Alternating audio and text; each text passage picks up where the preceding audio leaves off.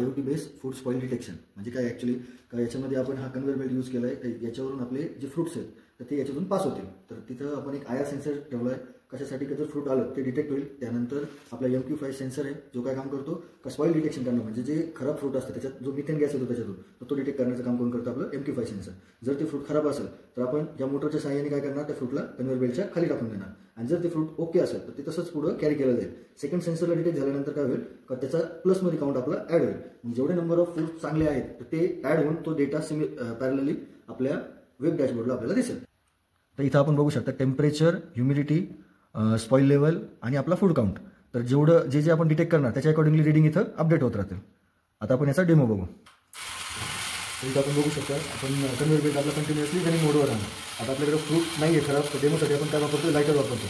Sensor जो MQ5 आहे तो 2 गॅसेस डिटेक्ट करतो, एक आपला मिथेन गॅस आणि दुसरा LPG. तर डेमोसाठी आपण आता LPG डिटेक्ट करून दाखवणार आहोत.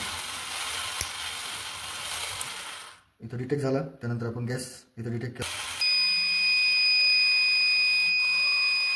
आता फ्रूट फेकल्यानंतर ते परत रिटर्न आलं. तर आता ह्या केसमध्ये काय झालं, जे खराब फ्रूट होतं आपलं ते बाहेर पडलं. आता नेक्स्ट टाईम आपण काय करतोय काही जनरल सपोज एक फ्रूट इथं डिटेक्ट झालं तो काय करणार, सेन्सर चेक करणार फ्रूट खराब आहे का चांगलं आहे. पण फ्रूट खराब नाही आहे सध्याला इथं कुठलं डिटेक्ट करण्यासाठी. आता कन्व्हेयर बेल्ट फ्रूट ते असं पुढं पास होत राहणार आणि ज्यावेळेस ते या पोझिशनला येईल त्यावेळेस आपला एक काउंट प्लसनी झालेला आहे. तर आपण इथं स्क्रीनवर पॅरलली बघू शकता.